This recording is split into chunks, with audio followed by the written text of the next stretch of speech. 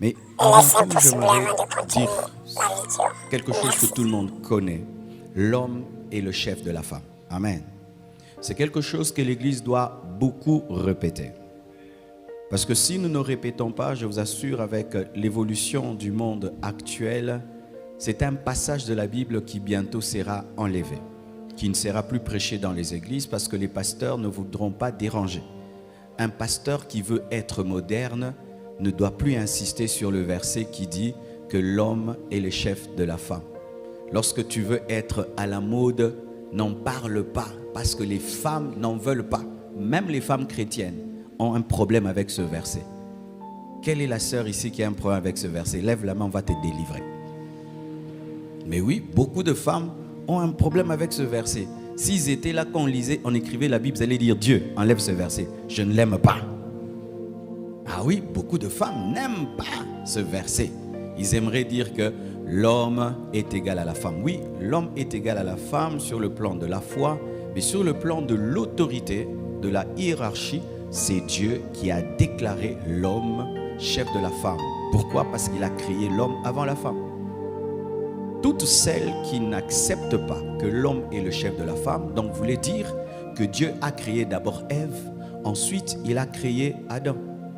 De deux, si vous ne savez pas, l'autorité de l'homme sur la femme n'est pas fondée sur lui-même. Il est fondé sur sa prééminence sur la femme, dans son existence et dans sa création.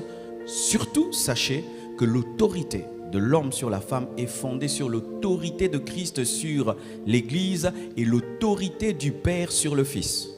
Celui qui s'oppose, ou celle qui s'oppose à l'autorité de l'homme sur la femme, s'oppose à l'autorité de Christ sur l'Église et à l'autorité du Père sur le Fils. Et c'est terrible, mes frères et sœurs. Donc c'est toucher à quelque chose de doctrinal. Toute femme chrétienne qui ne veut pas de ce verset, tu ne veux pas aussi de l'autorité de Jésus sur l'Église et de l'autorité du Père sur le Fils. Parce que c'est ce que Paul dit dans 1 Corinthiens 11, verset 3. Il dit ceci: « Je veux cependant que vous sachiez que Christ est le chef de tout homme, que l'homme est le chef de la femme et que Dieu est le chef de Christ. » Il y a trois choses qui nous sont présentées: l'autorité de Jésus sur l'Église, l'autorité du Père sur le Fils et l'autorité de l'homme sur la femme. Tu ne peux pas enlever une partie et garder l'autre. Lorsque tu enlèves l'autorité de l'homme sur toi, tu as enlevé également l'autorité de Christ sur toi et l'autorité du Père sur Christ. La Bible n'est pas ta parole. La Bible n'est pas la culture des hommes. La Bible ne subit pas l'évolution, moi j'appelle ça la dégradation de la culture actuelle. Que tu sois blanc, que tu sois noir, que tu sois américain, la Bible, c'est la Bible. Aujourd'hui, de plus en plus, quand vous regardez les films, on nous présente des femmes insoumises. Quand vous suivez l'Internet, on présente des femmes insoumises. Une femme insoumise, c'est ça la femme moderne. Non, c'est la malédiction. C'est la malédiction, qu'on ne vous trompe pas. Ça fait beau, ça fait genre. Moi, je ne respecte pas un homme. Moi, l'homme ne peut pas. C'est beau, mais au dernier jour, femme, tu rendras compte à Dieu de ton insoumission à ton mari. Maman, tu rendras compte au dernier jour de ton insoumission à ton mari. Dieu ne va pas seulement nous demander de compte sur l'adultère, la fidélité, même aussi sur la soumission. Car Jésus, après qu'il ait reçu le nom qui est élevé au-dessus de tout autre nom, s'est soumis au Père pour respecter la hiérarchie. Dieu n'est pas fou quand il dit que l'homme est le chef de la femme. Quand tu viens corriger ça, malgré tes diplômes et tout le reste, tu as corrigé la parole. Et beaucoup de femmes sont en train de corriger la Bible dans leur maison. Et tu peux aussi dire ça de ta bouche, mais dans la réalité, tu es insoumise. Beaucoup de femmes sont insoumises, mais elles sont les premières à donner des conseils de soumission aux autres. Et pour que tu connaisses la soumission d'une femme, va demander à son mari. Ne dis jamais, maman, que tu es soumise. C'est ton mari qui est le chef de la femme. Mais il compare maintenant l'amour de Christ à l'amour que l'homme doit avoir. Ainsi encore, Un homme qui n'aime pas sa femme renie l'amour de Christ pour l'Église et renie l'amour du Père pour le Fils. Lorsque tu veux comprendre l'amour que tu dois avoir pour ta femme, tu dois regarder comment Jésus t'aime, comment Jésus a aimé le monde et comment le Père aime le Fils. C'est ainsi que tu dois aimer ta femme. Tout homme qui s'aigrit de sa femme, qui est fatigué de sa femme, qui trompe sa femme, qui bat sa femme, qui rend malheureuse sa femme, est un homme qui est en train de cracher sur l'œuvre de la croix, qui est en train de cracher sur l'œuvre qu'il a sauvée, qui est en train de cracher sur l'image qu'il doit manifester de Christ. Car le monde n'a pas vu cet amour. C'est irréel pour les païens que Dieu puisse aimer les hommes et mourir pour eux. C'est au travers de ton couple que le monde le verra. Et être un chrétien, être un mauvais mari, c'est une insulte au christianisme, une insulte à l'évangile. Tu ne peux pas être chrétien et rendre une femme malheureuse. C'est comme si Jésus rend malheureuse l'Église. Tu ne peux pas être un chrétien et être un mari infidèle. C'est comme si Jésus-Christ est mondain. C'est ça, frères et sœurs. Homme, dans ta maison, tu dois incarner Jésus. Pas seulement dans son autorité, mais aussi dans son amour. Et lorsque tu ne fais que réclamer l'autorité et tu oublies l'amour, ce n'est pas Christ dans sa totalité. Christ n'est pas seulement le lion autoritaire, il est aussi l'agneau qui se donne. Tu dois manifester le lion et tu dois manifester l'agneau. Dommage que beaucoup d'hommes ne sont accrochés qu'à l'autorité et au respect qu'on leur doit, mais ne savent même pas aimer. Ils ne savent pas aimer. Ils ne savent qu'exercer l'autorité dans la maison. Ils ne savent pas aimer. Apprenez à aimer, on saura vous obéir. Car la première chose que Christ a faite, il n'a pas manifesté le lion, il a manifesté l'agneau.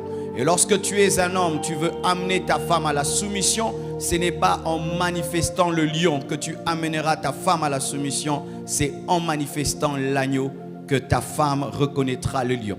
Nous avons été sauvés par l'agneau et nous sommes soumis au lion. Amen. La Bible est le livre le plus équilibré. Certains qui disent les gens utilisent la Bible pour maltraiter les femmes. Non, quelqu'un qui lit très bien sa Bible ne peut pas maltraiter une femme.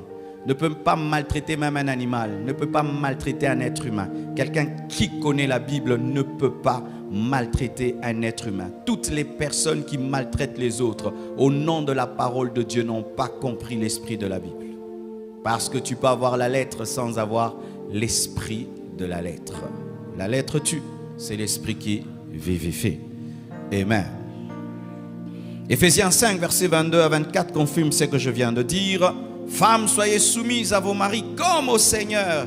Lorsque une femme se soumet à son mari, elle ne se soumet pas à son mari, elle se soumet au Seigneur. Et là, c'est une motivation, maman.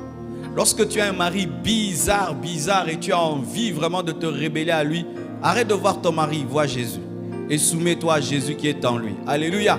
Et Dieu t'accordera une grande récompense. Pour ceux qui ne savent pas, toutes les bonnes femmes au ciel seront récompensées. Et toutes les femmes qui ont supporté des maris bizarres auront une plus grande récompense. Car si tu peux supporter un bon mari, c'est normal. Mais quand tu supportes un mari bizarre, il a tout pour que tu le quittes. Tout pour que tu sois infidèle. Tout pour que tu sois insoumise. Mais malgré ça, tu te soumets. Maman, au ciel, tu auras une grande récompense. Plus que cette femme-là qui a eu un bon mari facile à aimer.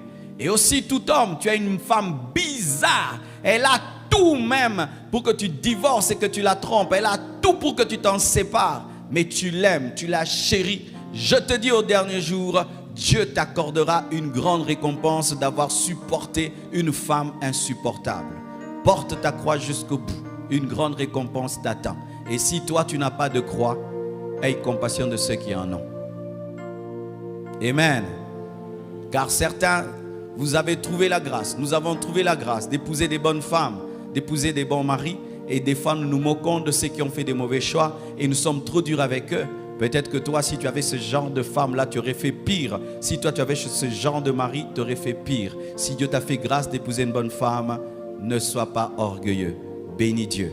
Tu as trouvé grâce. Amen.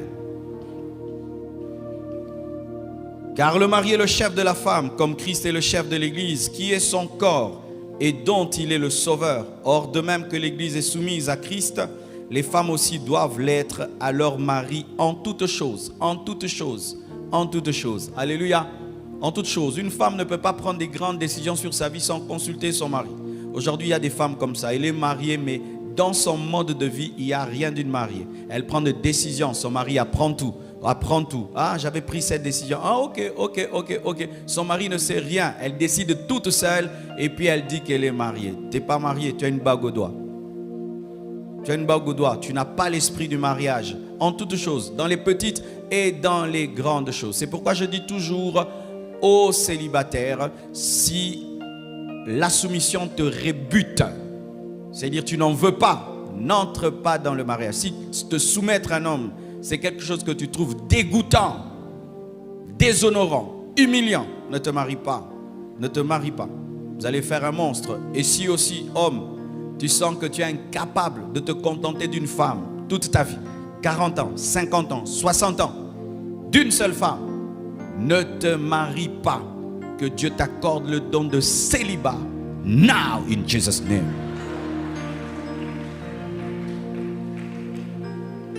Tu as reçu?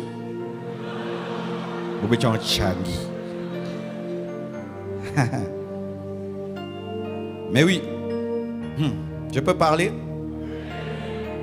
Il y a une chose qui m'étonne souvent. N'est-ce pas que lorsque nous préparons une nourriture et nous trouvons qu'elle est incomestible, elle est brûlée, elle est abîmée, elle n'est pas bonne, on ne l'offre pas, n'est-ce pas? Nous voyons des mamans dire « Ah non, ça ne mangez pas, la nourriture là a raté, elle est pourrie, tout. » Et puis on ne sert pas cette nourriture. Mais des fois, je me rends compte que les gens veulent à tout prix se marier. Non, il faut se marier quand tu sens que tu vas rendre heureux. Si tu sais qu'avec ton mauvais caractère là, ton père ne te supporte pas, ta mère ne te supporte pas, tes grands frères ne te supportent pas, tu veux maintenant te marier pourquoi? Ton mari ne va pas te supporter, tu es un malheur. Tu es un malheur ambulant. Ne te marie pas. Tu aimes un malheur. Quand tu sais que tu as des défauts, tu réponds mal aux gens, tu as un caractère bizarre, prie que Dieu te change d'abord, ne te marie pas. Tu es sans pitié, tu es une bombe. Celui qui te marie sera malheureux. Il n'y a pas de prophétie. Mon frère, tu es un impudique, tu n'es même pas encore délivré de l'impudicité. Pendant que je parle là, tu es impudique. Pourquoi tu veux te marier? Tu vas faire souffrir la fille là? Tu penses que le mariage délivre de l'impudicité? Ce n'est pas l'œuvre de la croix. Si l'œuvre de la croix ne te délivre pas de l'impudicité, le mariage ne va pas te délivrer. Oh, je brûle, je me marie. Non. Jésus doit te délivrer d'abord. Chers frères, chères sœurs, vous qui êtes des porcs-piques, vous qui êtes des personnes insupportables, avec des caractères bizarres, et vous-même vous le savez, ne vous mariez pas. Attendez que Dieu vous change d'abord. Ensuite, mariez-vous. Parce que vous serez un malheur et une souffrance pour la personne qui va vous marier. C'est pourquoi je demande souvent aux chrétiens d'avoir de l'amour. Toi, tu t'es retrouvé dans le mariage, l'autre s'est retrouvé. Oui, toi, tu as un mauvais caractère, l'autre a un bon caractère. Toi, tu es heureux. Et lui maintenant. Et lui. Tous les jours, il doit prier, Seigneur, aide-moi à supporter encore, à supporter encore, à supporter encore. Donc, tu veux faire maintenant l'autre une vie d'intercession au lieu qu'il mène une vie d'adoration. Ne vous mariez pas. Attendez, changez. Je vous dis la vérité, c'est très sérieux. Et si vous ne me prenez pas au sérieux et vous mettez en avant de porter des bagues et de venir ici sans accepter que la parole et le Saint-Esprit vous changent, vous aurez des mariages malheureux. Car ce qui fait un mariage, c'est le caractère. C'est le caractère. Quand vous trompez, ce n'est pas l'argent, ce n'est pas la sexualité. Vous pouvez avoir une très bonne sexualité, après vous vous chamaillez. Vous vous chamaillez. Il y a des gens qui pensent que si la sexualité est parfaite, on serait heureux. Vous pouvez finir là et vous vous battez. Et vous vous battez. Alors faites très attention. Est-ce que tu es mariable, épousable? Si tu ne l'es pas, si un homme vient et dit je vais t'épouser, dis prie que Dieu me change. Onyo quoi ma papa. Est-ce que bon est bien? Zamba fongolio miso. Naza dragon. En français. Mon frère, est-ce que tu as prié? Tu as prié, tu as prié. Je suis une dragonne.